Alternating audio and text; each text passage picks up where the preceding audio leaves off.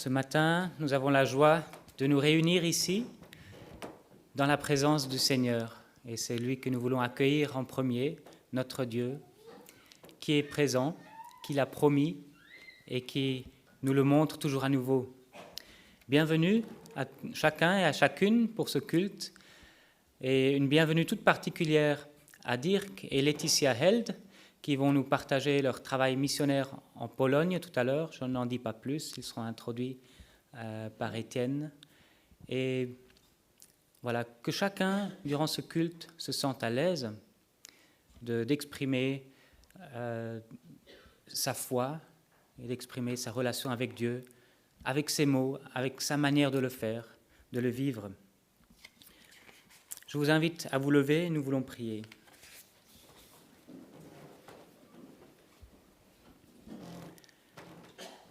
Seigneur, notre Dieu, nous nous présentons devant toi ce matin, tels que nous sommes. Nous n'avons pas besoin de mettre un masque, nous n'avons pas besoin de faire semblant. Tu nous connais et nous pouvons venir d'une manière authentique. Merci parce que tu connais même ce qui est au plus profond de nous, que nous-mêmes ne pouvons peut-être pas bien connaître. Nous nous approchons de toi et nous désirons te rencontrer encore. Toi, notre Sauveur, toi, le Seigneur de notre vie. Nous te demandons de te révéler à nous par ton Esprit Saint ce matin, afin que nous puissions à nouveau découvrir toute la gloire de ton amour pour nous, afin que nous puissions tout à nouveau comprendre toute l'œuvre de Jésus-Christ pour nous. Nous te prions, Seigneur, que tu sois le centre de ce culte. Reçois notre adoration et notre louange comme un parfum de bonne odeur. Amen. Et vous pouvez rester debout pour ce premier chant que nous allons prendre ensemble. J'ai soif de ta présence. Un chant qui invite à un mouvement pour aller vers Dieu, celui qui est la source d'eau vive.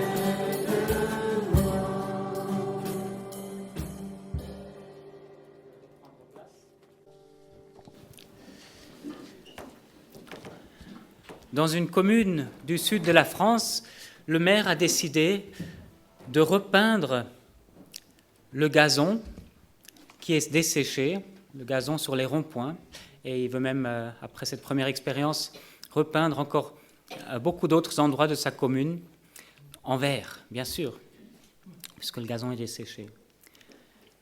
Et il dit, les gens ont besoin de se ressourcer, le gazon vert, ça fait du bien. Donc, on repeint le gazon brûlé en vert. Alors, un petit sondage.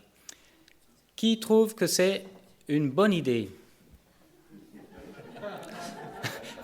Qui trouve que c'est une mauvaise idée? Donc, je pense que si le maire avait consulté ses concitoyens, il n'aurait peut-être pas fait. Quelqu'un peut me dire pourquoi il trouve que c'est une mauvaise idée? Le gaspillage, pas écologique? Alors oui, certainement de la peinture biodégradable. Hein. On prend la nature comme elle est. On se ressource avec autre chose. Oui. Si les animaux mangent ça, c'est pas bon pour eux. Ah ouais, bonne idée. Si les animaux mangent ça. Oui, très bien. On tue peut-être même les racines. Oui. En tout cas,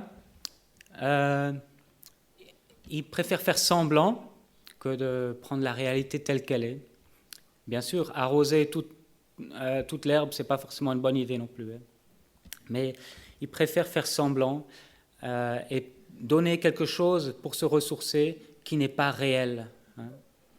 Et parfois, nous aussi, nous nous ressourçons à des choses qui ne sont pas réelles, qui n'étanchent pas réellement notre soif. J'aimerais lire dans Ésaïe 55, les versets 1 à 3. « Ô vous tous qui avez soif, venez vers l'eau, même celui qui n'a pas d'argent. Venez acheter et manger. Venez acheter du vin et du lait sans argent, sans rien payer. Pourquoi dépensez-vous de l'argent pour ce qui ne nourrit pas? Pourquoi travaillez-vous pour ce qui ne rassasie pas? Écoutez-moi vraiment, et vous mangerez ce qui est bon. Vous savourerez des plats succulents. Tendez l'oreille et venez à moi. Écoutez donc et vous vivrez. Je conclurai avec vous une alliance éternelle pour vous assurer les grâces promises à David. » Le prophète qui appelait le peuple d'Israël à ne pas, quelque part, dépenser de l'argent pour peindre le gazon en vert et avoir l'impression qu'il n'y avait pas de manque d'eau. Et combien notre société nous propose de dépenser de l'argent pour peindre le gazon en vert dans notre vie. Et Dieu dit, vous n'avez pas besoin d'argent. Ce que j'ai à vous offrir, je vous l'offre gratuitement. Venez à moi, vous dont les âmes sont assoiffées. Venez à moi, vous dont les âmes sont affamées. Ce matin encore, nous voulons venir à Dieu. Ce qu'il nous propose, c'est gratuit. Ce sont les grâces promises déjà à David, les grâces de Dieu accomplies en Jésus-Christ, dont nous pouvons bénéficier. Nous voulons ce matin nous souvenir que cette alliance qu'il a conclue avec nous à travers Jésus-Christ, c'est une alliance éternelle. Son amour ne disparaîtra jamais. Son amour ne s'éloignera jamais. Voilà une source pour nous. Voilà, nous allons nous abreuver à l'amour de Jésus-Christ. Je vous invite à vous lever pour chanter ces deux chants qui nous rappellent que rien ne peut nous séparer de l'amour de Jésus.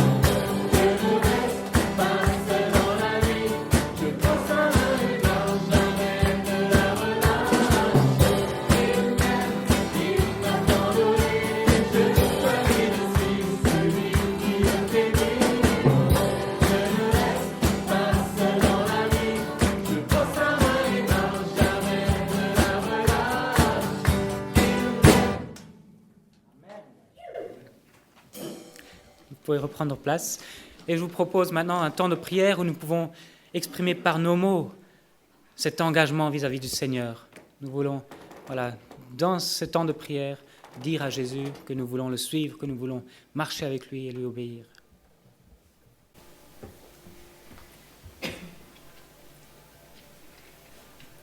Merci Jésus pour ton amour pour moi, cet amour immérité. Je te loue et te bénis pour ta grâce et pour ta miséricorde. Et merci parce que tu demeures fidèle, fidèle à tes promesses, à ta parole. À toi la gloire. Amen. Il m'aime, il m'a tant donné, jamais sa main ne relâche. Seigneur, quel réconfort pour nous de savoir que tu es celui qui est toujours là, qui est fidèle, Seigneur, qui a fait le premier pas vers nous, qui nous a aidés le premier. Et ce matin, nous voulons encore nous rappeler tout à nouveau que celui qui nous a cherchés, nous étions tous noirs et errants, pour le vivre notre propre vie. Seigneur, et tu nous as cherchés, tu nous as attirés vers toi, Seigneur. Quelle grâce, une grâce immense, Seigneur. Et ce matin, nous nous réjouissons de pouvoir vivre dans ta présence, de pouvoir regarder à toi, toi qui es la source, qui est notre rocher, qui est notre réconfort, qui est notre tout, Seigneur. Seigneur, nous voulons dire ce matin ensemble que nous avons besoin de toi. Besoin de nous plonger dans tes bras d'amour. Besoin de nous laisser conduire par toi, par ton esprit, Seigneur, pour pouvoir être une bonne odeur pour toi, Seigneur. C'est ce que tu attends de nous, que nous puissions monter une bonne odeur, Seigneur. Seigneur, nous ne pouvons pas de nous-mêmes, mais c'est toi qui peux le produire en nous, Seigneur. Nous sommes tellement reconnaissants de ce que tu fais dans nos vies, Seigneur, de ce que tu as déjà fait. Seigneur, nous restons dépendants de toi. Seigneur, aide-nous à rester humbles, à rester petits, afin que toi tu deviennes grand en nous, Seigneur. Et que toute la gloire, la louange, l'honneur te reviennent de nos cœurs ce matin. Alléluia. Amen. Ô Dieu, trois fois saint, c'est grâce à ton Fils que nous pouvons t'appeler Père. Merci Seigneur, car tu nous tiens par la main chaque jour. Merci Seigneur, car tu es toujours là. Et tu es présent, Seigneur, ce matin. Tu es présent en nous. Seigneur, nous voulons te rendre un culte qui t'est dû, Seigneur. Nous voulons te célébrer, nous voulons te bénir, te louer pour tout ce que tu es, pour tout ce que tu as fait, pour tout ce que tu feras encore. Béni soit ton nom. Alléluia. Amen. Amen.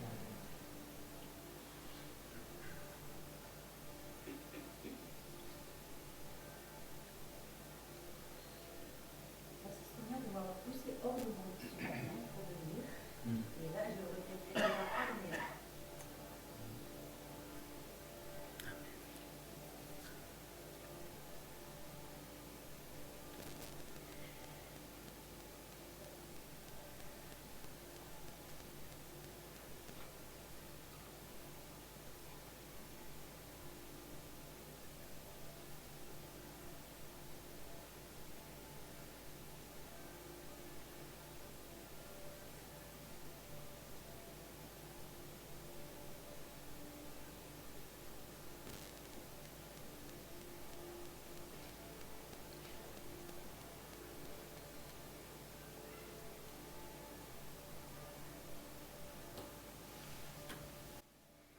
Nul autre que toi, Seigneur, ne donne de sens à notre vie, et nous voulons faire monter vers toi notre adoration.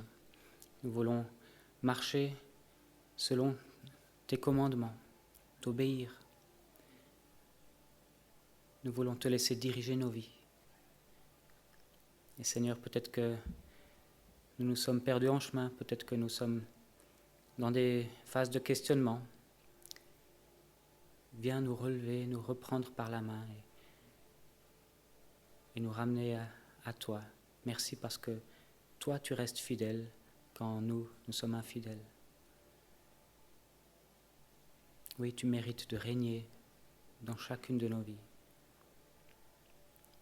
Tu es le roi des rois, le roi de gloire. Et c'est toi qui es sur le trône. Et nous sommes tous participants de ce grand culte qui est rendu dans le ciel et qui t'adore et qui t'honore toi. Amen.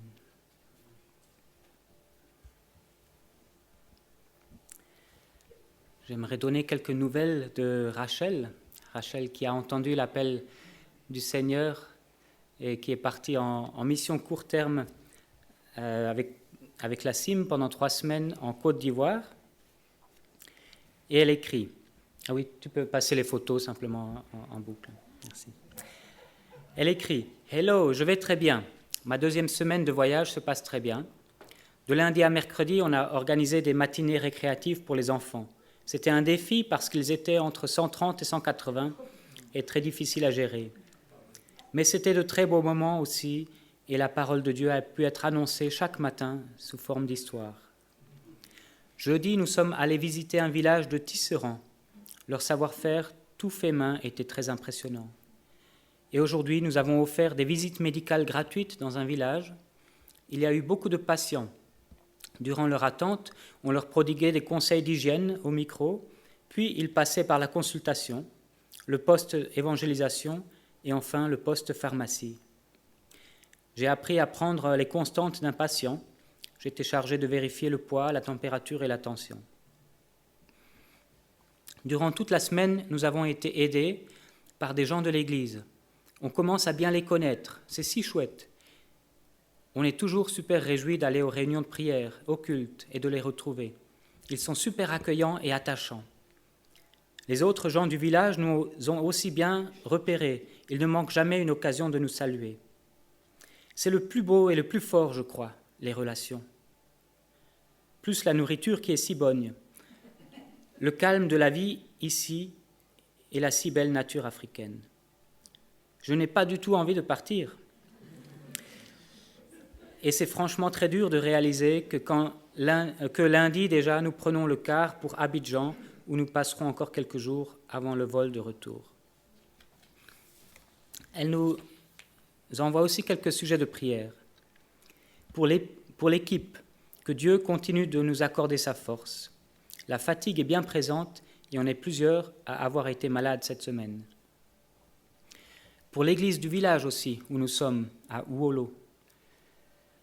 Le contexte très musulman fait que lorsque quelqu'un se tourne vers Christ, il est souvent renié ou menacé par sa famille. L'Église est une vraie famille ici parce que la plupart n'ont plus de famille, ils ont tout perdu. Que l'Église puisse continuer de briller et de soutenir et accompagner les jeunes convertis. Et puis un sujet de prière pour Grace, la responsable de l'alphabétisation, qui a passé le concours pour être enseignante. Elle attend le résultat et si les résultats sont positifs, elle peut être envoyée pour se former durant 2 ans n'importe où dans le pays, même à l'autre bout. Elle a un petit garçon de 7 ans et une petite fille de 1 an et demi. C'est la petite fille qu'elle tenait dans les bras sur une des photos. Que Dieu la conduise dans ses plans pour elle et permette, si elle est acceptée, qu'elle ne soit pas trop éloignée de sa famille. Voilà les nouvelles réjouissantes de Rachel. Certainement qu'elle va nous partager ça plus longuement lors d'un prochain culte. Mais c'est un sujet de reconnaissance. Voilà, le Seigneur l'appelle et puis je pense continue de faire grandir son appel dans son cœur. Elle a vécu maintenant quelque chose de très intense, que le Seigneur conduise aussi Rachel dans la suite pour savoir là où le Seigneur la veut. Avant un temps de prière, où on aura encore d'autres sujets de prière, je vous propose qu'on prenne ce chant qui nous permet de dire toute notre reconnaissance à notre Dieu. On est reconnaissant pour ces nouvelles de Rachel, on est reconnaissant pour l'amour qu'il a pour nous, on est reconnaissant pour tout ce qu'il nous donne jour après jour. Je vous invite à vous lever.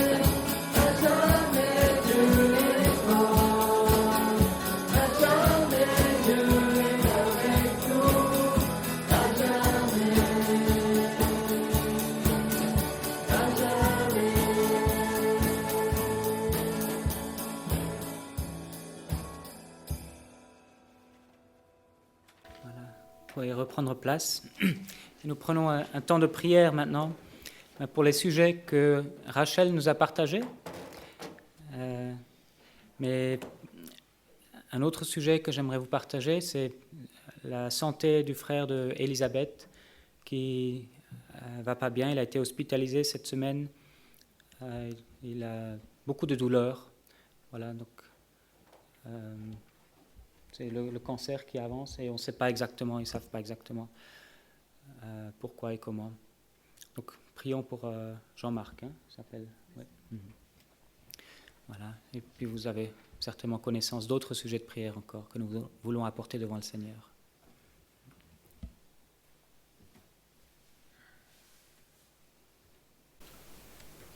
Père éternel, je te demande de pouvoir aider Jean-Marc, mais également Rachel et ses collègues sur le terrain. Tu vois combien la maladie peut mettre des bâtons dans les roues et ne pas pouvoir profiter du jour que tu leur as offert, Seigneur. Mais vraiment, on te demande que tu puisses réconforter et guérir toutes ces personnes. Amen.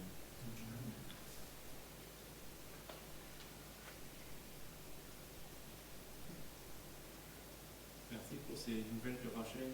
Merci parce que c'est toi qui l'as conduit et qui lui a fait du bien, et qui lui fait encore du bien pendant ce séjour en Côte d'Ivoire. Et merci pour tout ce qu'elle a pu faire pour toi là-bas, Seigneur. Et je dois aussi te remercier, Grace. Et tu vraiment lui fais du bien et tu lui permets qu'elle puisse se réussir dans ce qu'elle a fait, Seigneur, afin que cela puisse lui ouvrir une porte pour l'avenir, Seigneur. Vraiment, elle puisse aller dans ce qu'elle souhaite, Seigneur. Bénis aussi tes deux enfants. Seigneur, bénis-la, encourage-la, fortifie-la. Bénis toute l'équipe avec laquelle Rachel collabore. Seigneur, renouvelle-les dans leur force, leur énergie, leur unité de foi. Et vraiment, merci pour tout ce qu'ils ont su apporter à ces enfants, même si c'était compliqué, difficile. Toi, tu étais là, tu étais présent, Seigneur, et tu as touché aussi les cœurs de ces jeunes. Seigneur, nous crois que tu veux aussi les attirer vers toi, ceux qui ne te connaissent pas encore. Seigneur, veux vraiment encore leur faire du bien pendant ces jours qui sont encore ensemble, leur donner tout ce dont ils ont besoin, Seigneur, pour te servir. Seigneur, oui, je veux aussi penser à Jean-Marc ce matin, de prier vraiment pour sa santé, Seigneur, mais de prier aussi pour son salut, que Jean-Marc puisse ouvrir son cœur à toi. Seigneur, nous ne savons pas combien de temps il est encore sur cette terre, Seigneur.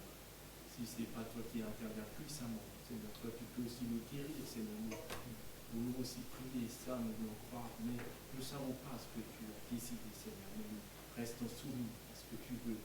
Mais avant tout, nous prions pour que tu puisses devenir ton enfant. Seigneur, tu puisses devenir ton enfant, qui ne se perde pas. Oh, Seigneur, touche son cœur, permets de qu'il fasse ce pas, Seigneur, vers toi. Seigneur, bénis aussi Elisabeth, encourage-la, fortifie-la, bénis-la, Seigneur, tu vois qu'il va aussi partir en vacances un peu, et Seigneur, et aussi Christian, Seigneur, fais-leur du bien, donne-leur ta paix, ta joie, ton repos, Seigneur, et touche aussi le cœur de des frères encore, des frères de Jean-Marc et d'Elisabeth, que tous les touches aussi à travers ça. Toute la gloire te revient. Amen.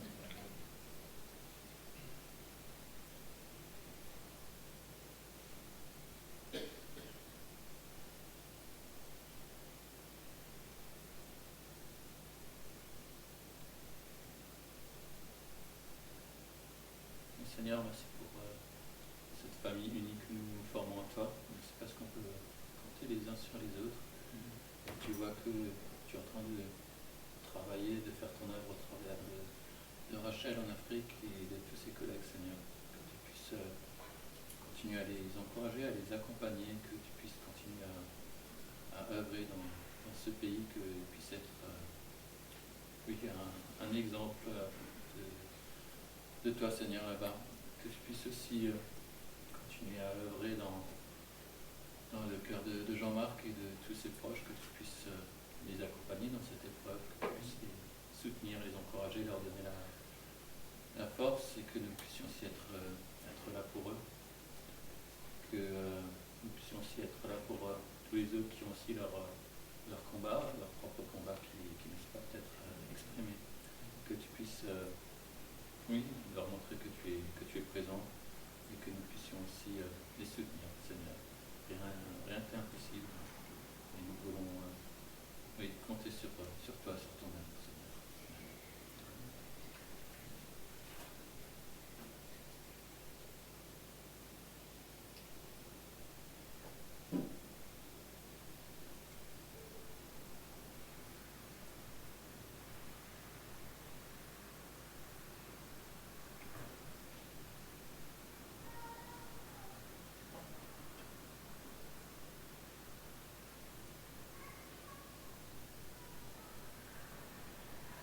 Seigneur, tu dis ta parole que nous devons nous réjouir avec ceux qui se réjouissent et pleurer avec ceux qui pleurent, Seigneur, et nous voulons nous réjouir avec Rachel, Seigneur. Seigneur, merci pour ce que tu nous permets de vivre en Afrique, Seigneur. Bénis-la, forme-la, soutiens-la, ainsi que toute l'équipe là-bas, Seigneur. Qu'elle puisse vraiment être une bénédiction, Seigneur, pour ses amis, pour ses frères là-bas, Seigneur. Nous aussi, Seigneur, nous souvenir de Jean-Marc. Seigneur, oui, nous voulons te l'apporter. Seigneur, que toi tu le touches dans son intérieur. Seigneur, qu'il puisse faire la paix avec toi avant qu'il parte, Seigneur. Tu sais tout ce qu'il a entendu, Seigneur. Nous te le remettons tout spécialement ce matin, Seigneur. Touche son âme, Seigneur. Sauve-le, Seigneur, nous te supplions, Seigneur. Et Seigneur, bénis Elisabeth ainsi que toute sa famille. Renouvelez une paix. Encouragez-les à te faire confiance. Bénis Dieu.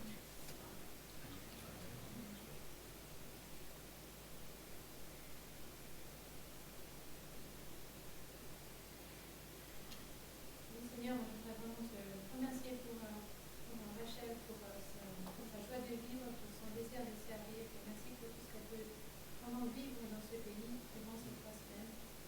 Seigneur, je veux te prier pour elle et pour toute l'équipe, que tu puisses les protéger de toute maladie, que tu puisses les guérir, que tu puisses les renouveler dans leur force. Je te prie aussi pour le voyage du retour.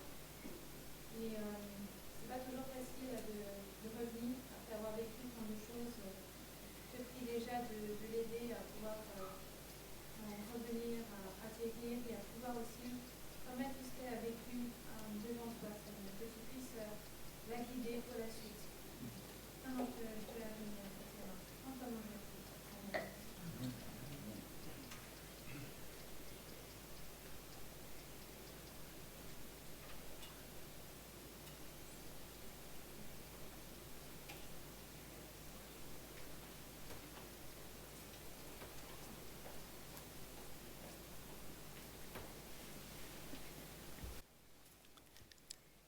Amen. Amen. Alors, les enfants restent encore un petit peu. On va avoir maintenant la présentation de Laetitia et de Dirk. J'invite Étienne à venir, il va juste vous introduire. Ouais. Et Laetitia, tu peux chercher Dirk en attendant.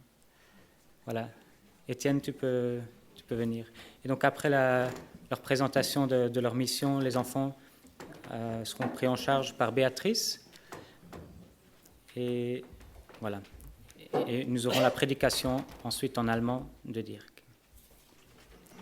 Oui, en français.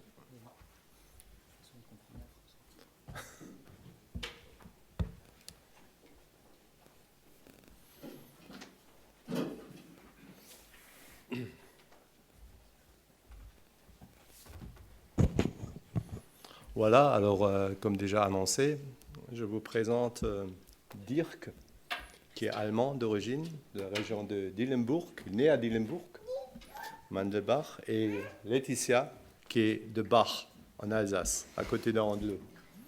Voilà. Alors, dire qu'il a grandi à environ, Dillenburg, c'est environ à 120 km de Francfort, au nord, sur la A45, direction. Ça fait encore partie du Hessen, hein, du Land Hessen, Francfort, tout le monde connaît. Voilà.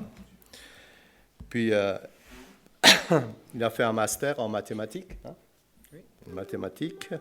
Et puis, en 2012, il a fait un certificat d'études interculturelles à l'école biblique de Cornerstone. Qui sait où est Cornerstone? C'est une école biblique ménonite en Hollande. C'est juste à la frontière, près de Aix-la-Chapelle. L'année dernière, on a mangé là-bas avec le bus quand on est revenu avec Joie-Vie de Hollande. Voilà. Alors, on a fait connaissance avec Dirk et Laetitia à travers un docteur de la Bonne Nouvelle, le docteur Humer, pour ceux qui le connaissent. Voilà. C'est à cette fameuse école biblique qu'il a rencontré d'ailleurs, Laetitia. Hein, ils ont fait leur rencontre là-bas. C'est souvent dans des lieux comme ça qu'on se rencontre. Et puis voilà, l'amour est né. Et puis voilà, une famille est née. Ils ont 3 enfants. Et ils sont en tant que missionnaires à Cracovie. Et c'est là-bas que je les ai rencontrés. On est venus. C'est dommage, Jean-Paul n'est pas là. Il est en vacances. Avec Jean-Paul, on était 2 fois. Et avec Christian Kaiser de l'église de Geisberg. Une fois, voilà. Ouais. Et alors, dire qu'il a donné très jeune sa vie au Seigneur. Et pendant ses études, je crois que tu as eu la vocation de devenir missionnaire, si je comprends bien. C'est un peu ça. Alors, ils font un travail formidable, mais je crois que je vais les laisser expliquer ce qu'ils font. Et puis, Laetitia va commencer. Hein. Je crois que c'est Roland qui va traduire, non? Non, elle sait parler, oui. Ich kann Deutsch auch reden, aber es ist besser in Französisch. Bonjour à tous. Alors, nous sommes très reconnaissants de pouvoir être présents ce matin. Alors, merci Étienne pour ta présentation. Je te laisse enlever. Il y a des flammes. Alors oui, nous nous sommes rencontrés à l'école biblique de Cornerstone aux Pays-Bas. Alors, on fait toujours la petite blague, voilà. Je suis française, il est allemand, on s'est rencontrés en Hollande, on parle anglais, on est missionnaire en Pologne. On va aller sur la photo, nous avons 3 enfants, donc Tabea a 9 ans, Elias Gabriel a 7 ans et Elena Mia a 2 ans. Alors, pour la suite de notre présentation, je vais utiliser des chiffres. Comme Étienne l'a dit, mon mari est mathématicien, alors c'est un petit clin d'œil pour lui. Alors, je vais utiliser le chiffre 5. Parce que cette année, en octobre, ça va faire 5 ans que nous sommes en Pologne. Le chiffre 4, parce que nous parlons au quotidien 4 langues, le français, l'allemand, l'anglais et bien sûr le polonais. Le chiffre 3, parce que nous faisons le pont entre 3 pays différents pour être le lien entre les missions et les églises et les personnes, donc les pays, l'Allemagne, la France et la Pologne. Le chiffre 2, parce que nous sommes envoyés et nous travaillons sur place avec 2 missions. Notre mission d'envoi, c'est la DMG, et notre mission avec laquelle nous travaillons sur place en Pologne, c'est la MCE, Mission chrétienne européenne, qui en fait vise au développement des églises et au discipulat. Et je vais terminer par le chiffre 1. Peut-être que vous trouvez ce que c'est. Eh oui, nous servons un seul Dieu. Où que l'on soit, quelle langue nous parlons, où que nous vivions, c'est un Dieu qui nous unit et que nous voulons servir. Alors je vais juste dire pourquoi la Pologne. C'est en plus, hein, juste. Voilà. Alors pourquoi la Pologne? Parce que quand on part en mission, ce n'est pas forcément un pays auquel nous pensons. Dirk et moi, nous pensions au début aller en Asie, au Moyen-Orient. Enfin, en tout cas, c'était là que nous étions focalisés. Et bien, le Seigneur avait d'autres plans. Nous avons, après notre mariage, dû attendre 5 ans avant de partir en Pologne. Mais il se trouve qu'à l'école de Cornerstone, je n'ai non seulement rencontré Dirk, mais j'ai aussi rencontré une partenaire de prière qui s'appelle Magdalena Staroniewicz, qui est polonaise, avec laquelle nous avons prié pendant les 2 ans d'études chaque semaine, pour notre famille et nos pays respectifs. Après notre mariage avec Dirk, nous avons continué cela, et à l'époque, son église traversait de grandes difficultés. Et un jour, alors que Dirk et moi, nous avions un temps de jeûne et prière, le Seigneur m'a parlé et il m'a montré clairement au travers de sa parole et dans mon cœur que la Pologne serait notre pays en tant que missionnaire. Alors c'était un petit choc. Alors j'étais allée plusieurs fois en Pologne pour rendre visite à mon ami et je connaissais les gens, sa famille aussi. Et je ne m'y attendais pas à cette nouvelle. Alors j'ai dit à Dieu, si tu veux que nous allions là-bas, il faut que tu dises toi-même cette nouvelle à Dirk. C'est trop important. C'est trop important avec nos enfants. Je ne veux pas aller en Pologne si c'est juste mon idée.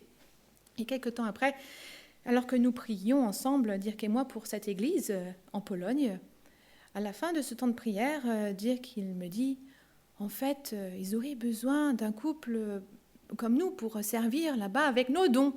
Alors j'ai dit, puisque tu en parles. Et ça a été le début de la préparation. Nous avons fait un voyage en tant que famille d'1 semaine, juste pour voir si vraiment le Seigneur ouvrait les portes. En 3 semaines, nous avions obtenu les cartes d'identité des enfants. Et puis après, alors que nous parlions à notre famille, nous préparions à leur dire, voilà, le Seigneur nous a montré où nous voulons le servir. Et lorsqu'on leur a dit la Pologne, ils nous ont dit, c'est pas l'Asie. Voilà, en quelques mots, très courts, voilà comment nous sommes arrivés en Pologne. Alors voilà, comme je l'ai mentionné, nous œuvrons en tant que missionnaires pour aider au développement des églises évangéliques dans ce pays. Alors il faut savoir que les évangéliques ne représentent que 0,5% dans ce pays, en effet, parce que plus de 85% de la population est catholique. Et l'Église catholique romaine en Pologne fait office d'autorité. En fait, c'est une appartenance, c'est une identité. Et les églises évangéliques en Pologne ont besoin de formation. Il y a très peu de responsables qui sont théologiquement bien formés. Vraiment, il y a besoin de discipulat. Aussi, il y a une influence plutôt de mauvais enseignements. Juste pour exemple aussi, les témoins de Jéhovah sont plus nombreux que les évangéliques. Alors tout cela peut conduire à des conflits aussi, des divisions d'église et aussi affaiblir la foi des chrétiens. Alors nous avons pu observer ces faits avant même d'être missionnaires dans ce pays et nous continuons encore de voir cela. Et par contre, ce qui est encourageant pour nous, c'est que les gens vraiment ont une soif de Dieu. Ils ont vraiment une soif de Dieu, d'une relation personnelle avec Dieu, et souvent ils ne savent pas comment faire. Alors, la deuxième diapositive, c'est notre église évangélique à Cracovie. Alors en 2018, nous avons donc déménagé à Cracovie, et Dieu nous a montré à chacun aussi une église dans laquelle il aimerait que nous allions. Il s'agit de l'église évangélique méthodiste de Cracovie. Lorsque nous sommes arrivés là-bas, dans cette église, il y a 5 ans, cette église comptait environ 30 à 40 adultes. Il y avait 2 équipes de louanges énergiques, un bon pasteur. Et en fait, nous nous sommes demandé pourquoi Dieu nous avait envoyés là. Il faut savoir que Dieu nous a montré séparément que c'était dans cette église qu'il voulait que nous allions. C'est pour ça que nous étions vraiment aussi convaincus de ça.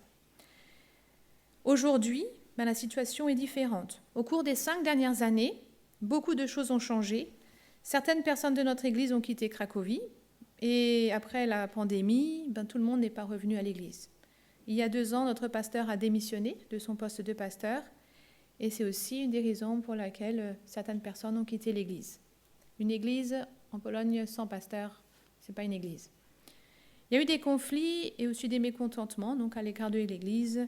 Et maintenant, il y a entre 5 et 10 adultes qui viennent, vous pouvez les voir, et une dizaine d'enfants. certains dimanches, la louange se fait avec YouTube. Pas tout le temps, mais la plupart du temps. Mais, gloire à Dieu, parce qu'il tient toutes choses en ses mains. Et aussi, il fait les choses en son temps et au bon moment. Nous sommes très reconnaissants parce que la situation de notre Église était différente quand nous sommes arrivés. Ce qui nous a permis à nous de petit à petit nous intégrer, de connaître les personnes et surtout d'apprendre la langue. Et lentement, nous nous sommes impliqués de plus en plus en fonction des besoins et des possibilités.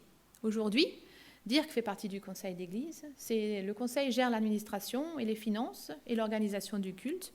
Et Dirk fait aussi partie de l'équipe d'enseignement qui assure les prédications et l'accompagnement spirituel.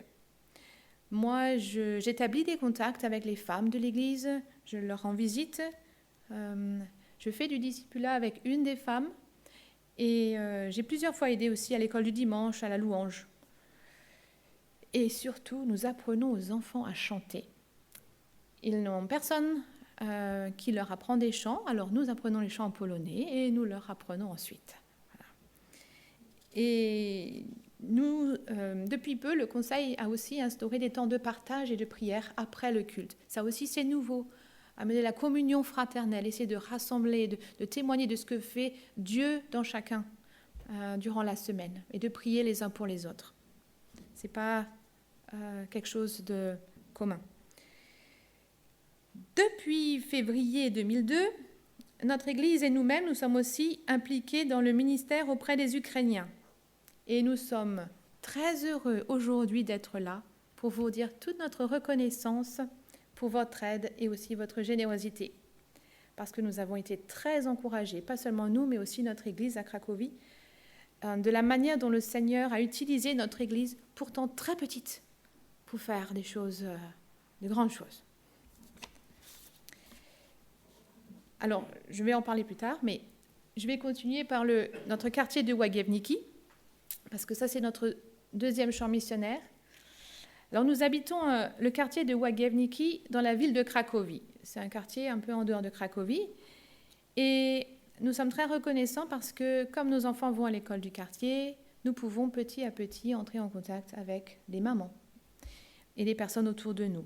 Maintenant que nous pouvons un peu nous exprimer dans la langue, nous pouvons les aborder et échanger avec eux, les inviter chez nous. Il faut savoir que dans notre quartier, il y a un lieu de pèlerinage qui s'appelle le sanctuaire de la miséricorde divine. C'est un sanctuaire qui accueille chaque année des millions de gens qui viennent, surtout le dimanche après Pâques, recevoir le pardon des péchés et la miséricorde de Dieu. Et nous prions, nous faisons vraiment un travail pionnier dans ce quartier, à savoir que nous prions, parce que c'est très fermé, on ne peut pas évangéliser comme ça. Nous construisons plutôt des relations avec les gens. Et à chaque fois qu'on va chercher les enfants à l'école, on prie pour les gens, pour le quartier. Alors, comme on va à l'école au moins 2 ou 3 fois par jour et à la crèche, ça nous fait des marches de prière très régulières. Alors, juste avant, j'ai parlé de transport. Et c'est vrai que pour l'Ukraine, nous avons commencé avec peu et Dieu a fait fructifier. Et je vais vous témoigner de la manière dont nous avons perçu les choses, nous, en Pologne. Voilà. Juste après la guerre, des membres de notre église à Cracovie ont commencé à organiser des transports pour l'Ukraine. En fait, on connaissait des gens qui partaient avec leur propre camionnette et nous avons aidé juste à la remplir, avec des sacs de couchage, la nourriture, du matériel. C'était pour soutenir des églises à Lviv et à Ternopil en Ukraine. Mais il s'agissait de petites choses, d'une petite aide. Mais Dieu a fait quelque chose. Un jour, une personne que nous ne connaissions pas auparavant, je précise qu'il s'agit d'Étienne, nous téléphone. Il a été mis en contact avec nous par Pierre Unger et il nous a fait part de la possibilité de nous livrer 16 palettes d'aide humanitaire dans un délai d'1 semaine. Alors vous pouvez imaginer notre surprise. Nous étions reconnaissants de cela, mais aussi, qui dit faire les choses à plus grande échelle demande aussi plus d'organisation. Et nous n'étions pas forcément préparés à recevoir un camion de 16 palettes. Donc, où trouver l'entrepôt tout stocké, aussi un chariot élévateur, comment acheminer tout cela ensuite vers l'Ukraine. Mais on savait que beaucoup de personnes priaient Et Dieu a pourvu. Vraiment, on a expérimenté la fidélité du Seigneur. Hein. Nous avons téléphoné à notre ancien pasteur et en moins de 2 jours, il nous a permis d'obtenir tout ce dont nous avions besoin. Un entrepôt, chariot élévateur et la place. Et la semaine suivante, le transport est arrivé. Vous pouvez voir sur les photos. En tout, nous avons accueilli 3 transports avec plus de 50 palettes. Et Dieu nous a aussi aidés à acheminer tout cela en Ukraine. Pas toujours de la même façon. Des fois, c'est un camion d'Ukraine qui venait. Des fois, c'est nous-mêmes qui y allions avec une camionnette. Mais il y aurait beaucoup encore à raconter. Mais voilà. Nous avons commencé à petit et Dieu aussi a fait fructifier. Et ça nous a beaucoup encouragés et notre Église aussi. C'était un grand, grand témoignage. Et je vais parler d'un autre projet qui s'appelle Przestole, parce que c'est à peu près pareil aussi. C'est que... vous voyez Étienne, là. Voilà. Et puis, c'était aussi ce que Pierre Unger et aussi, je crois, Étienne avait ramené, du lait qui était stocké dans notre église. On peut aussi passer à la suivante. La diapo suivante. Ouais. Parce que le camion contenait aussi beaucoup de vêtements. Du coup, dans notre église, nous avons fait un vestiaire qui ont permis aux réfugiés de s'habiller. Donc, on en a encore, vêtements d'été, vêtements d'hiver, et les réfugiés maintenant ramènent eux-mêmes quand ils n'en ont plus besoin. Donc, c'est vraiment extraordinaire. Alors, le projet Przestole, ça veut dire à la table. Et c'est un témoignage qui montre que Dieu est plus grand que nos possibilités. En juillet de l'année dernière, nous avons commencé à distribuer 50 colis alimentaires aux réfugiés et ceux-ci pouvaient aller dans notre église et se servir en vêtements. Ce projet était prévu pour 3 mois et employait 2 réfugiées ukrainiennes à plein temps. Au bout de ces 3 mois, Dieu a pourvu pour les finances à un tel point qu'en février 2023, nous avons pu augmenter la distribution quotidienne des paquets à 100 paquets par jour jusqu'à la fin de juin cette année. Et maintenant, de juillet à septembre 2023, nous distribuons 75 paquets par jour. Et Larissa et Zinia, que vous voyez sur les photos, sont maintenant employés à mi-temps. Zinia a fait une demande de devenir membre de notre église. Larissa n'est pas chrétienne, mais on a beaucoup parlé aussi avec elle et son mari. Et elle me pose des fois des questions sur des versets qui sont dans notre église. Voilà. C'est un grand témoignage auprès d'eux aussi. En septembre, on va réévaluer les possibilités. Nous avions planifié ce projet Przestole pour 3 mois et en septembre, ça va faire 15 mois qu'il dure. Dieu est grand, il est plus grand que nos possibilités. Et il faut aussi savoir qu'on ne travaille pas tout seul. Comme j'ai dit, on fait vraiment le lien entre 3 pays, avec des missions de 3 pays différents, des églises aussi. Et tous ces financements viennent des CAEF, les communautés et assemblées évangéliques de France, nos missions, la DMG, la MCE, différents individuels des églises. Voilà. Et nous sommes vraiment reconnaissants de tout ça. Et je vais juste citer ce verset de Éphésiens 3:20. Or, à celui qui, par la puissance qui agit en nous, peut faire infiniment au-delà de tout ce que nous demandons ou pensons. Gloire à Dieu pour tout ce qu'il fait. Et ça a un grand impact sur les gens de notre Église. C'est vraiment un grand témoignage aussi auprès des réfugiés. Alors, je vais terminer par les sujets de prière pour dire aussi que lorsque nous retournons à Cracovie, dans 1 mois à peu près, nous allons continuer de faire ce que nous faisons, à savoir développer l'Église à travers de prédications, d'enseignements, d'études bibliques. On continue d'aider au ministère avec les Ukrainiens. Ce n'est pas notre tâche principale, mais nous continuons d'aider pour des courses, pour les finances. On construit des relations dans notre quartier et Dirk va se former aussi. Il va encore faire une école biblique, mais cette fois-ci en polonais. Pourquoi ? Notre niveau de langue est à tous les 2 intermédiaire, le niveau B1, B11, B12. Et c'est un niveau qui nous permet d'échanger avec les gens, mais pas encore de faire une prédication ou de suivre des interactions de groupe. Et Dirk vraiment a envie de prêcher en polonais. et il va donc assimiler les mots bibliques en polonais au travers de ses cours bibliques à partir de septembre. Donc voici des sujets de prière. Nous avons à cœur de développer les relations dans notre quartier, notre famille, parce qu'il faut de la sagesse. Quoi faire? Les priorités, bien choisir, on peut s'impliquer dans beaucoup de choses. Notre Église, pour que notre Église puisse grandir spirituellement. Et aussi que chaque personne se donne du temps pour ça. Notre équipe, nous sommes pionniers, donc nous sommes seuls dans notre quartier et nous voudrions que le Seigneur envoie des ouvriers pour nous aider dans notre travail. Nous avons une table aussi à l'extérieur. Voici notre carte de prière. Et si vous voulez avoir des nouvelles par lettre, de nouvelles que nous envoyons, on essaye tous les 4-5 mois, mais si vous voulez des nouvelles plus régulières, Dirk et moi, nous avons un groupe WhatsApp, c'est un podcast. Je précise que c'est, si vous recevez ce message, c'est chacun personnellement, c'est pas dans un groupe où tout le monde peut lire tous les commentaires de chacun, c'est personnel.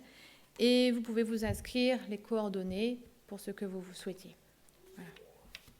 Merci beaucoup. Bonjour à tous. Guten Morgen. Ja, wir sind Missionare in Polen und da stellt sich die Frage, warum eigentlich Mission? Nous sommes donc missionnaires en Pologne et la question se pose, pourquoi la Pologne? Pourquoi missionnaire en Pologne? Warum generell Mission? Pourquoi la mission en général? Unsere Missionsgemeinschaft, die DMG, hat einen Slogan, der etwas dazu ausdrückt. La mission DMG a un slogan qui exprime cela. Damit Menschen Gott begegnen. Pour que les gens rencontrent Dieu. Bei Mission geht es darum, dass Menschen Gott begegnen. La mission, il s'agit de faire en sorte que les gens rencontrent Dieu. Das ist das, was wir möchten. C'est ce que nous voudrions. Und wir beten, dass diese Begegnung die Menschen so verändert, dass sie mit Gott leben möchten. Et nous prions pour que cette rencontre change les hommes de façon à ce qu'ils vivent avec Dieu. Von der Begegnung mit Gott zum Leben mit Gott. De la rencontre avec Dieu à la vie avec Dieu. Gott begegnen und mit Gott leben, das sind zwei unterschiedliche Dinge nochmal. Rencontrer Dieu et vivre avec Dieu, ce sont deux choses différentes. Aber die Begegnung ist der erste Schritt. La rencontre, c'est la première étape. Es gibt viele Menschen, die Gott zwar in irgendeiner Weise begegnet sind, il y a beaucoup d'hommes qui ont rencontré Dieu d'une certaine façon. Zum Beispiel durch die Bibel oder sie kennen andere Christen. Par exemple, en lisant la Bible ou en rencontrant d'autres chrétiens. Vielleicht sind sie auch davon überzeugt, dass die Bibel wahr ist. Et peut-être sont-ils persuadés que la Bible est la vérité. Sie glauben, dass sie dadurch gerettet sind. Ils pensent même être sauvés. Aber sie leben nicht mit Gott. Mais ils ne vivent pas avec Dieu. Heute möchte ich darüber reden, dass unsere Überzeugung alleine uns nicht rettet. Aujourd'hui, je voudrais parler de cela, dire que notre conviction seule ne suffit pas à nous sauver. Sondern unsere Überzeugung, unser Glaube muss sich auch in unserem Leben widerspiegeln. Pour que notre foi nous sauve, il faut que notre vie reflète notre foi. Ich möchte mit euch ein paar Bibelverse lesen und dann darüber auch nachdenken. Je voudrais lire quelques versets bibliques et puis réfléchir ensemble. Der erste Vers ist in Johannes 3, Vers 16.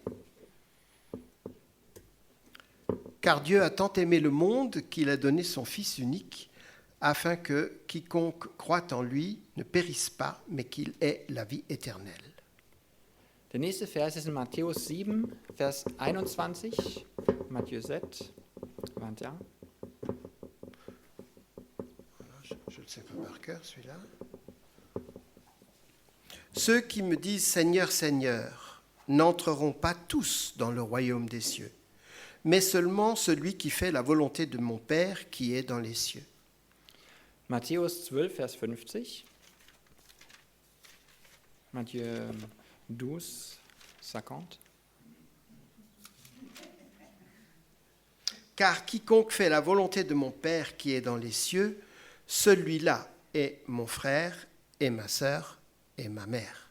Und der letzte Vers aus Jakobus 1, Vers 22. Chaque 1, Vers 22.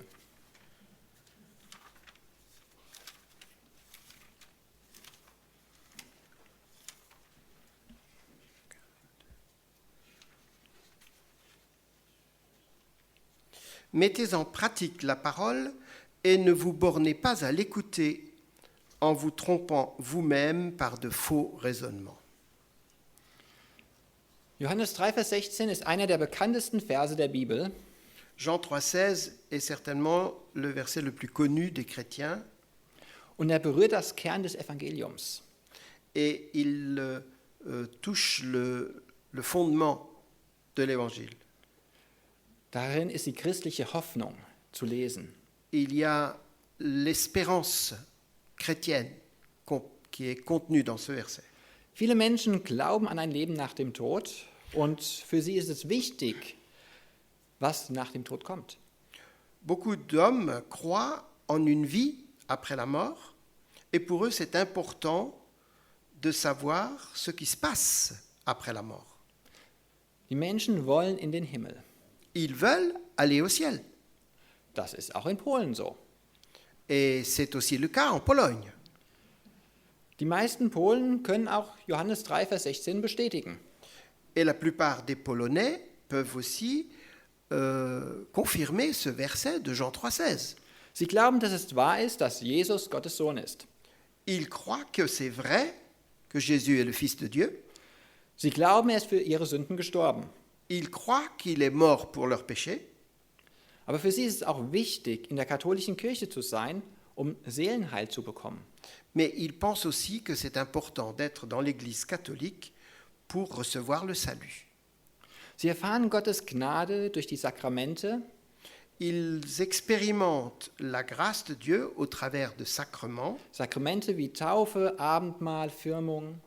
Comme le baptême, la communion, la confirmation. Und sie glauben, dass dies der Weg in den Himmel ist. Et ils pensent que c'est ça le chemin pour aller au ciel. Aber das ist nicht so. Mais ça n'est pas vrai. In Deutschland, in den protestantischen Gebieten, gibt es viele Menschen, die Folgendes glauben. En Allemagne, il y a beaucoup d'hommes qui pensent la chose suivante. Und ich denke, das ist vielleicht auch in Frankreich ähnlich. Et je pense que c'est pas très différent en France. Ich bin doch kein schlechter Mensch und glaube irgendwie an Gott. Je ne suis pas un homme mauvais et je crois quelque part en Dieu. Also komme ich doch in den Himmel. Donc je pense aller au ciel. Aber auch das ist ein Irrglaube. Mais ça aussi, c'est un mensonge. An Jesus glauben heißt nicht nur davon überzeugt zu sein, dass die Bibel wahr ist. Croire en Jésus ne signifie pas seulement être convaincu que la Bible est vraie. Das heißt nicht nur zu denken, dass Jesus Gottes Sohn ist. Il ne s'agit pas seulement de penser que Jésus est le Fils de Dieu. Jesus, der in die Welt kam, für uns starb, auferstand. Que Jésus est venu sur la terre, qu'il est mort pour nous, qu'il est ressuscité et monté au ciel. Es geht nicht nur darum zu wissen, dass meine Sünden durch sein Opfer vergeben sind. Il ne s'agit pas seulement de savoir que mes péchés peuvent être pardonnés par son sacrifice. An Jesus glauben heißt auch dementsprechend zu leben. Croire en Jésus veut dire vivre en conséquence. Jesus ist der Herr der Herren. Jésus est le Seigneur des Seigneurs. Er ist unser Herr. Il est notre Seigneur. Und das sollte auch sichtbar sein in unserem Leben. Et ça devrait être visible dans nos vies. An Jesus glauben heißt auch auf Jesus hören. Croire en Jésus signifie aussi écouter ce qu'il dit et faire ce qu'il dit. Als Christen tragen wir den Namen von Jesus Christus. En tant que chrétiens, nous portons le nom de Christ. Und unser Leben soll Christus reflektieren. Notre vie doit refléter Christ. Über Gottes Willen tun spricht Matthäus 7, Vers 21. Faire la volonté de Dieu, je lis ça dans Matthieu 7, 21.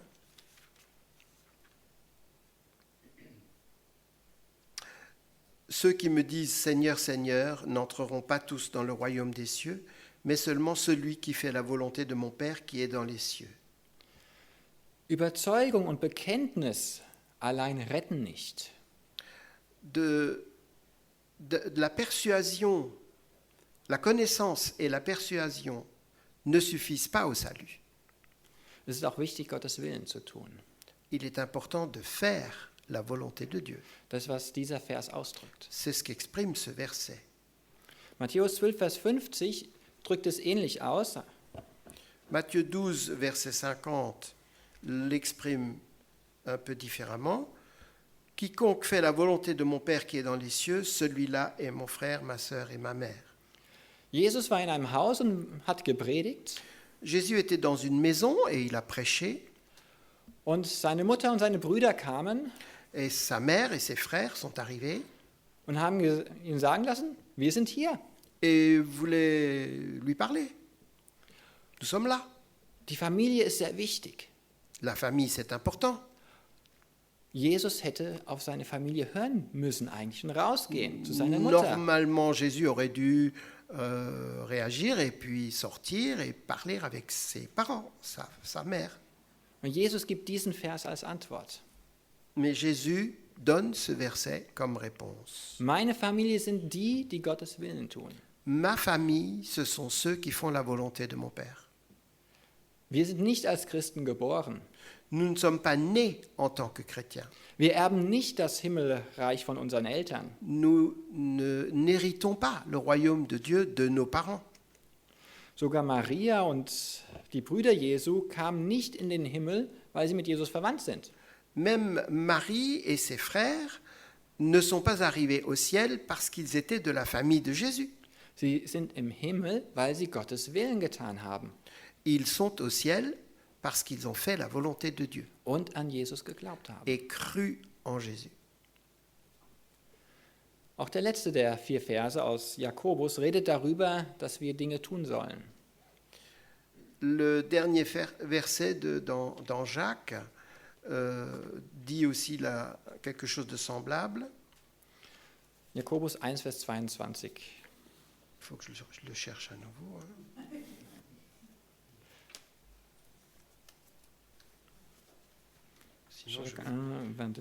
Sinon, je vais traduire quelque chose de... Mettez en pratique la parole et ne vous bornez pas à l'écouter en vous trompant vous-même par de faux raisonnements. Die Bibel ist nicht nur dazu da, um gehört und gelesen zu werden. La Bible n'est pas seulement là pour être lue et entendue. Die Bibel muss gelebt werden. La Bible, il faut la vivre. Wir sollen sie in die Tat umsetzen. Nous devons la traduire en actes. Wir sind durch Gnade in Christus gerettet. Nous sommes sauvés par la grâce en Christ. Johannes 3, Vers 16 legt dort auch den Schwerpunkt auf unseren Glauben. Jean 3,16 insiste sur la foi.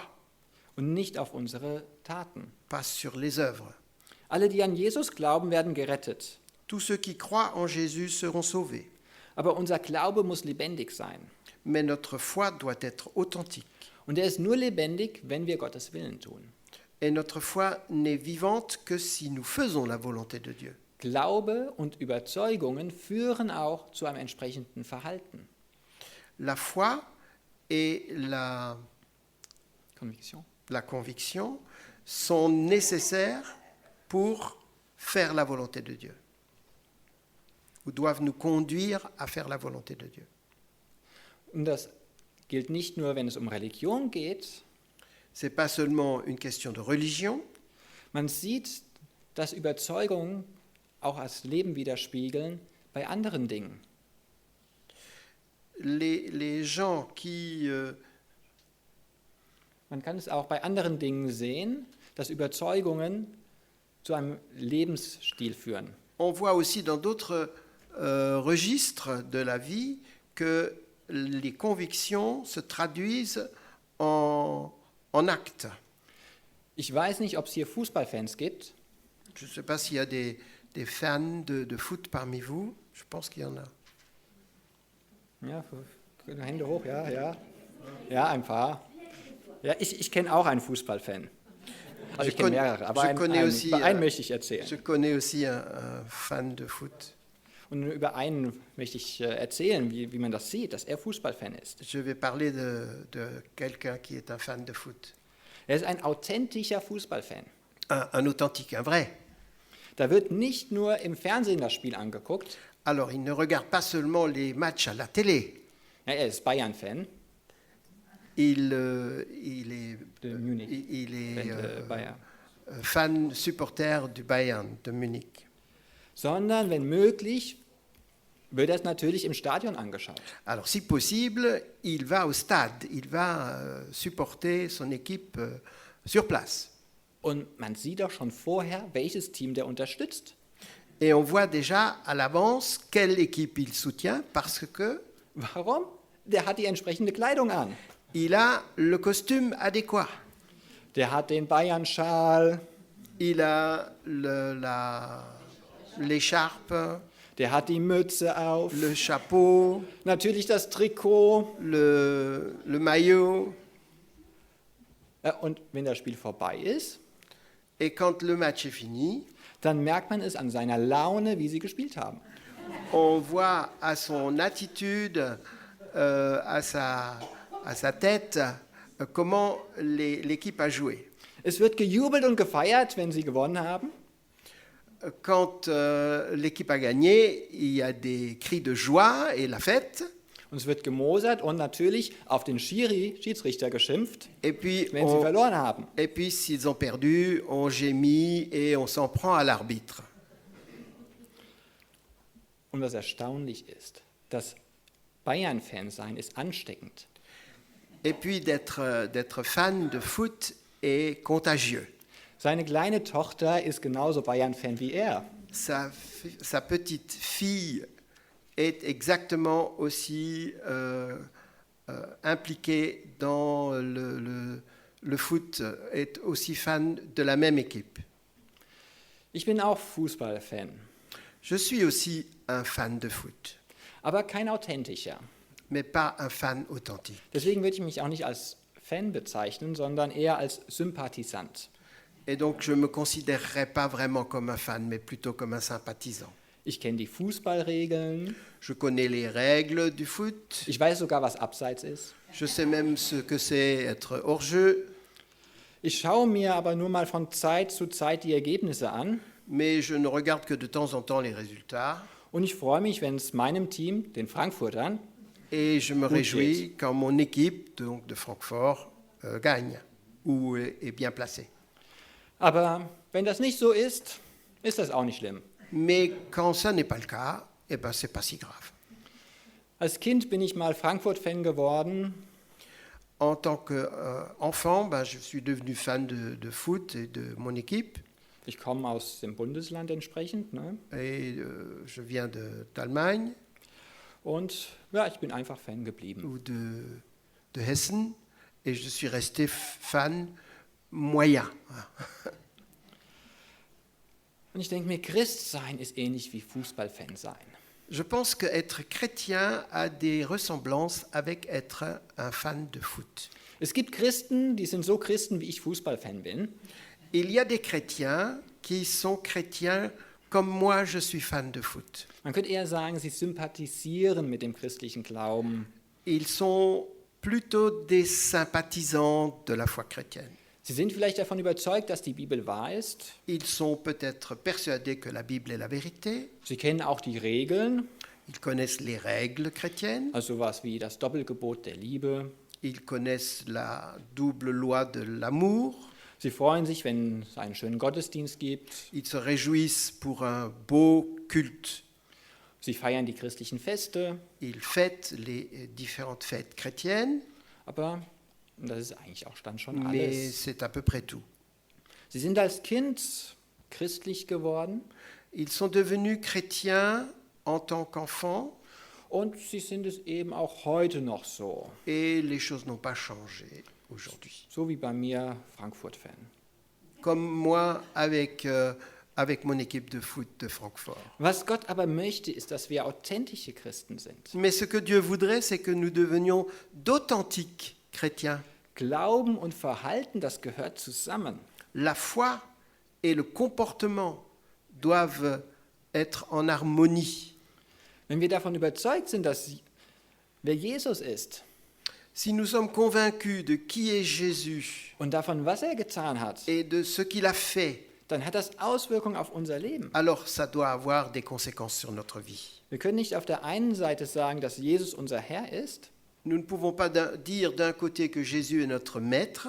Und auf der anderen Seite nicht tun, was sagt. Et d'un autre côté, ne pas faire ce qu'il dit. Wenn wir glauben, dass Jesus unser Leben gerettet hat, si nous croyons que Jésus nous a sauvés, dann möchten wir ihm auch gefallen. Alors nous devrions vouloir lui plaire. Da ist dann ein Verlangen danach. Alors il y a un besoin. Und das ist keine Verpflichtung. Et non pas un devoir. Das ist keine Verpflichtung, die uns zwingt, du musst jetzt das tun, du musst dies, jenes tun. Un devoir de faire quelque chose, ceci ou cela. Ein Fußballfan muss nicht sagen, du musst jetzt deinen Bayern-Schal tragen. De même qu'un fan de foot d'un certain club, il n'y a pas d'obligation pour lui de mettre tel maillot ou telle écharpe, mais il le fait de lui-même avec joie. Es gibt diese Fankleidung für Fußball. Il y a donc ce costume pour le fan de foot. Aber es gibt auch diese Kleidung für uns Christen. Et il y a aussi un habit pour le chrétien. Und das steht in Kolosser 3, die Verse 12 bis 14. Et c'est dans Colossiens 3, 12-14. Ainsi donc, comme des élus de Dieu, saints et bien-aimés, revêtez-vous de sentiments de compassion, de bonté, d'humilité, de douceur, de patience. Supportez-vous les uns les autres, et si l'un a sujet de se plaindre de l'autre, pardonnez-vous réciproquement. De même que Christ vous a pardonné, pardonnez-vous aussi. Mais par-dessus toutes ces choses, revêtez-vous de l'amour qui est le lien de la perfection. Ja, Paulus schreibt hier über diese Dinge, als ähnlich wie Kleidung, die man anzieht. Paul parle de ces sentiments comme d'un habit que l'on revêt. Und das sind Dinge, die wir tragen sollen. Il y a des choses que nous devons porter. Wir sollen herzliches Erbarmen haben.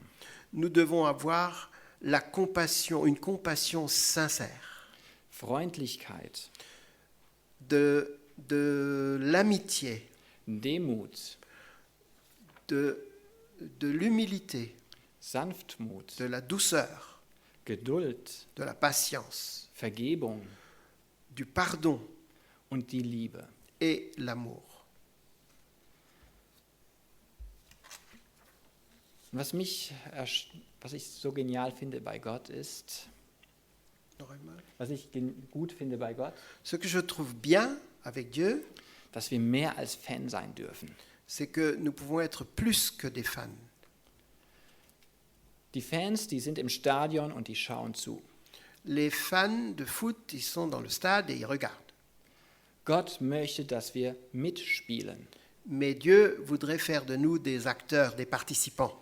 Er sagt, komm mit aufs Feld und spiel.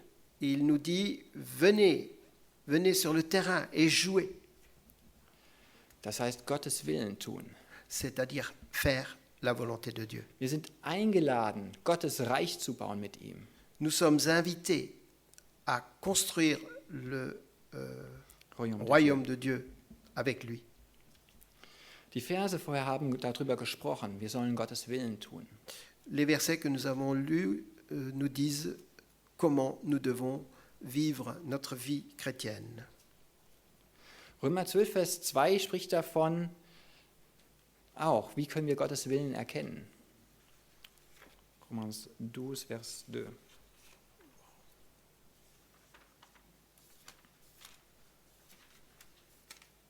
Je ne l'ai pas cherché celui-là. Romains 12, 2. Ne vous conformez pas au siècle présent, mais soyez transformés par le renouvellement de l'intelligence, afin que vous discerniez quelle est la volonté de Dieu, ce qui est bon, agréable et parfait. Bei der Transformation unseres Denkens Par la transformation de notre pensée, können wir Gottes Willen erkennen. nous pouvons reconnaître la volonté de Dieu. Was ist das, die Transformation unseres Denkens? C'est ça, la transformation de notre pensée. Darüber können wir auch was lesen in der Bibel, was das ist. Wie können wir unser Denken ändern? Comment transformer notre pensée? Il y a aussi dans la Bible des versets qui nous expliquent ça. In Kolosser 3, die Verse 1 und 2.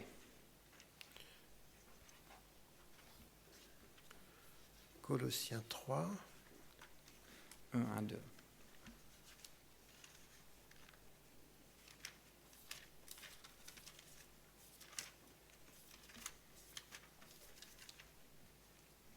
à 2.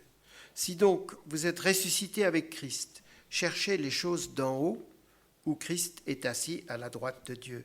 Attachez-vous aux choses d'en haut et non à celles qui sont sur la terre. Die Transformation unseres Denkens La transformation de notre pensée, ist den Blick von uns selbst, c'est pas se regarder soi-même, sondern nach oben zu gucken. c'est regarder vers le haut. Nicht zu gucken, was brauche ich, C'est pas regarder ce qu'il nous faut, ce dont nous avons besoin. nicht zu gucken, was gibt es überall alles in der Welt Schönes, Ne pas regarder ce qu'il y a de beau et d'intéressant autour de nous, sondern nach oben zu gucken. mais regarder vers le haut. Jesus drückt es so aus, trachtet zuerst nach dem Reich Gottes. Jésus l'exprime de cette façon, regardez, Cherchez cherchez d'abord le royaume des cieux et tout le reste vous sera donné. Ja. Erst Gottes Reich suchen. D'abord cherchez le royaume de Dieu. Auch beim Fußball gibt es Spieler, die individuell spielen. Aussi au foot, dans le foot, il y a les joueurs qui jouent perso Sie denken daran, ich muss ein Tor schießen. et qui pensent moi je dois marquer le but. Und es gibt die denken, unsere Mannschaft muss gewinnen. Et puis il y a ceux qui pensent notre équipe doit gagner. Und so ist es auch. Nicht an mich denken, sondern an Gottes Reich. Nous ne devons pas penser à nous d'abord, mais au royaume de Dieu.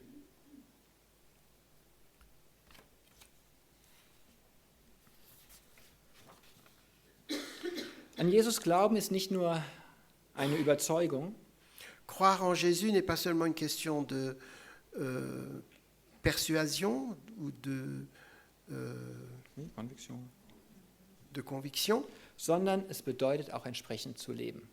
mais ça signifie vivre d'une façon conséquente. So wie ein Fußballfan ist, Comme le fan de foot, so sollen wir auch authentische Christen sein. nous devons devenir ou être des chrétiens authentiques. Wir haben als unsere Kleidung Nous avons cette panoplie, hein, ce costume, herzliches Erbarmen, la compassion, Freundlichkeit, l'amitié, Demut, l'humilité, Sanftmut, la douceur, Geduld, la patience, Vergebung le pardon und Liebe. et l'amour. Und wir dürfen nicht nur Fan sein, Et nous n'avons pas seulement à être des fans, Jesus nimmt uns in seine Mannschaft auf. Jésus nous intègre dans son équipe. Wir dürfen mit ihm sein Reich bauen. Nous pouvons participer à la construction du royaume. Amen.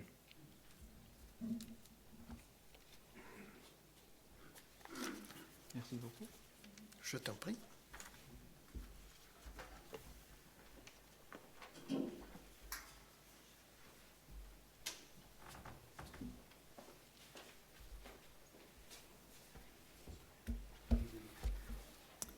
Merci beaucoup, Dirk.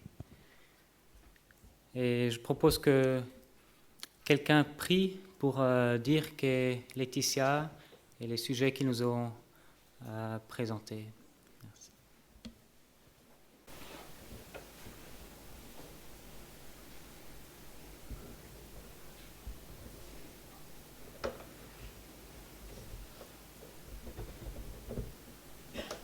Père éternel, notre Dieu, nous voulons te remercier pour ces paroles que nous venons d'entendre. Et Seigneur, nous voulons te prier tout particulièrement pour notre frère et notre sœur, Seigneur, que toi-même, tu les soutiennes, que toi-même, tu parles à travers d'eux, que tu leur donnes la sagesse, l'intelligence, Seigneur, pour proclamer ta parole, Seigneur, là où tu les as placés. Merci pour leur ministère, Seigneur. Merci pour tout ce que tu leur permets de faire, Seigneur. Seigneur, que cela serve à l'avancement de ton règne, la carrière, Seigneur. Amen.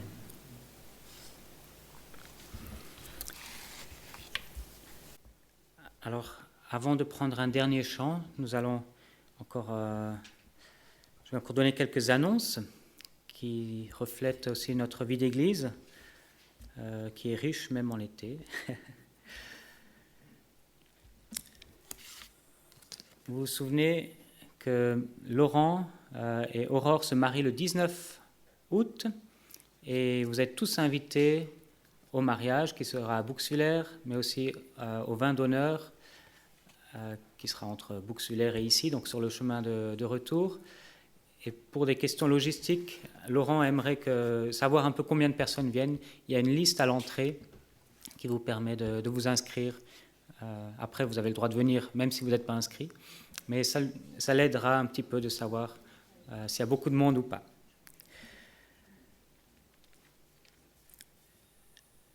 Dimanche prochain, il y a le culte avec la collecte pour l'Église. Le premier dimanche du mois, on fait une collecte. Et cette fois-ci, ce sera pour l'Église, pour l'évangélisation, pour notre vie d'Église en général. Durant l'été, les moniteurs d'école du dimanche font une pause et il y a une liste aussi à l'entrée où quelqu'un un volontaire peut prendre en charge les enfants. Ça peut être pour donner un témoignage, pour faire un jeu dehors, c'est très très libre, pour lire une histoire. Et donc il n'y a personne à partir de dimanche prochain pour le reste de l'été. Alors il n'y a pas toujours beaucoup d'enfants, c'est vrai, mais ce serait bien qu'il y ait chaque dimanche quelqu'un de noté, comme ça au cas où, s'il y a quelques enfants, d'être prêt pour les emmener durant le temps de la prédication. Le culte du dimanche 20 août, c'est un culte de partage, et si quelqu'un veut apporter un partage, qu'il s'adresse à Alexandre, qui aura la présidence ce jour-là.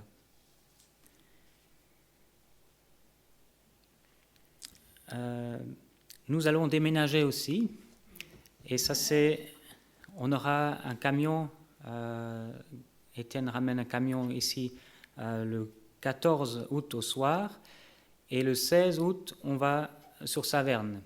Donc le 15, c'est un jour de congé, ça tombe bien. On aurait besoin au moins une dizaine de personnes, un coup de main pour venir charger le camion. Il y a déjà pas mal de cartons qui sont dans le garage, puis il y aura des meubles à démonter encore et des cartons à descendre. Donc le 15 août, voilà, vous n'avez pas forcément besoin de me dire je serai là, mais on compte sur une dizaine de personnes pour venir aider ce jour-là, le matin à 9h, disons comme ça.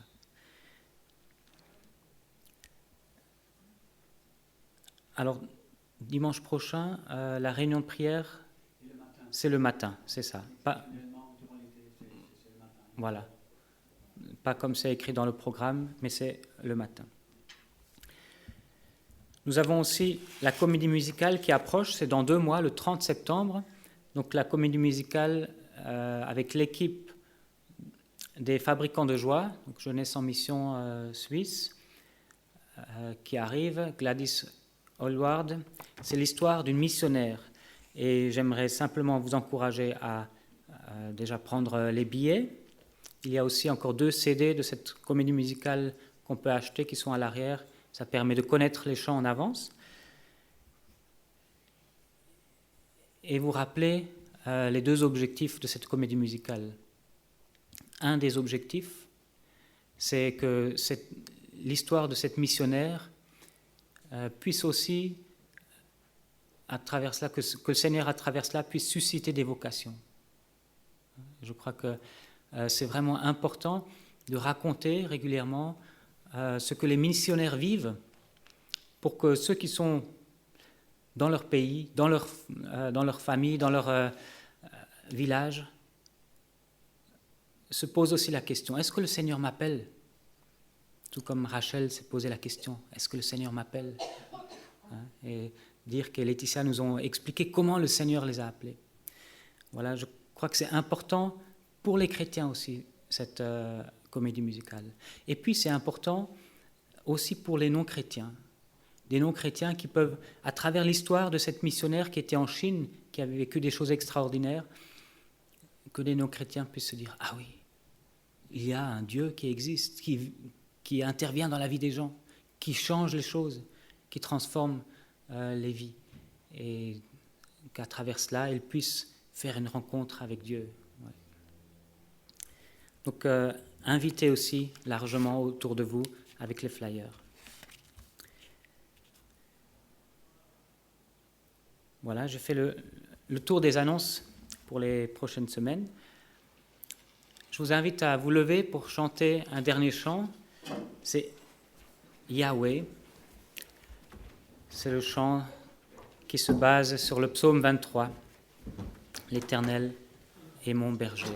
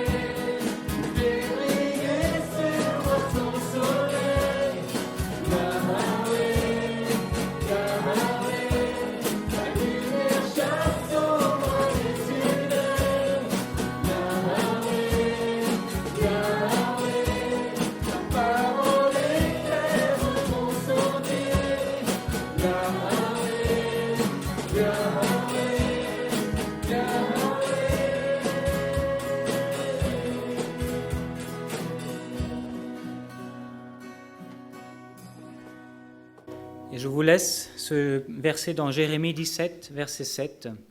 « Béni soit l'homme qui fait confiance à l'Éternel et qui place son espérance en lui. » Béni soit l'homme qui fait confiance à l'Éternel et qui place son espérance en lui. Que le Seigneur vous bénisse et vous accompagne durant cette semaine. Bon dimanche à chacun.